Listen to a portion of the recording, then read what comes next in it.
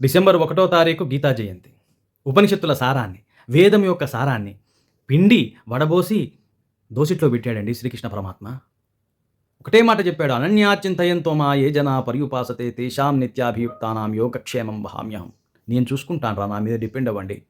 అన్నీ నేను చూసుకుంటాను. యోగం క్షేమం వహామ్యహం. అట్లా చెప్పిన వాడు లేడు అప్పటిదాకా. అర్జునుడంతటి వారికి, అంత పరాక్రమం ఉన్నటువంటి వాడికి క్లారిటీ మిస్ అయింది. ఇంతమంది నేను ఇప్పుడు చంపాలా, అంతా నా వాళ్ళేగా, వీళ్ళని చంపి ఆ రక్తపు కూడి తినాలన్నా నేను?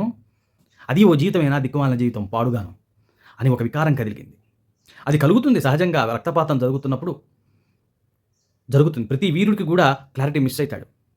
అరే రాముడికి కూడా అయిందండి. అగస్త్యుల వారు ఆదిత్య హృదయం బోధించారు.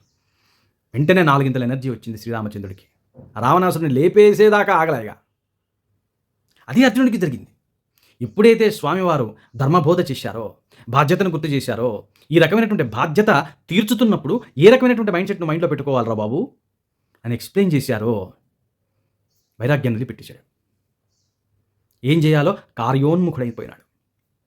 ఇక విజయం చేకూరేదాకా విశ్రమించలేదు.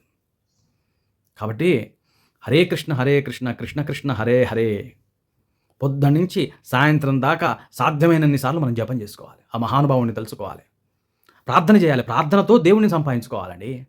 స్వామి, సుఖదుఖాలు ఒకేలాగా ఉండలేకపోతున్నా, జయాపజయాల ఎందు ఒకేలాగా ఉండలేకపోతున్నాను నేను. మోహం, బాంధవ్యం నన్ను లాగేస్తున్నాయి. నేనుగా చాలా చోట్ల మిస్ అయిపోతున్నాను. స్వామి, నన్ను కరుణించు, నన్ను నించోబెట్టు, నాకు జ్ఞానాన్ని ప్రసాదించు, నాకు వివేకాన్ని ప్రసాదించు స్వామి అని భగవంతుని అడగాలి. నువ్వు ఏ ధర్మాన్ని అయితే బోధించావో ఆ ధర్మానికి నేను సేవ చేస్తా స్వామి, నాకు సంపదలు ఇవ్వు, నాకు పుత్రభిక్ష పెట్టు, నాకు సంతానాన్ని కలిగించు, వాళ్ళని ధర్మబద్ధులుగా తయారు చేస్తాను. ఈ సంపదని, నువ్వు రేపు ఇచ్చేటటువంటి సంపదని నేను ధర్మాచరణకి పెడతాను స్వామి. ఆ రోజు గోపూజ చేసుకోవాలి అందరూ. గోవును చూడంగానే కృష్ణుడే గుర్తు రావాలండి, మీకు ఇంకో దేవత కాదు. గోవును చూడంగానే శ్రీకృష్ణ పరమాత్మ కళ్ళ ముందు కనపడాలి. అది మన దైవం, అది మన శాస్త్రం, అది మన సనాతనం. భగవంతుణ్ణి చూడాలి అనేటటువంటి ఆలోచనని వచ్చే జన్మకి వాయిదా వేయకండి.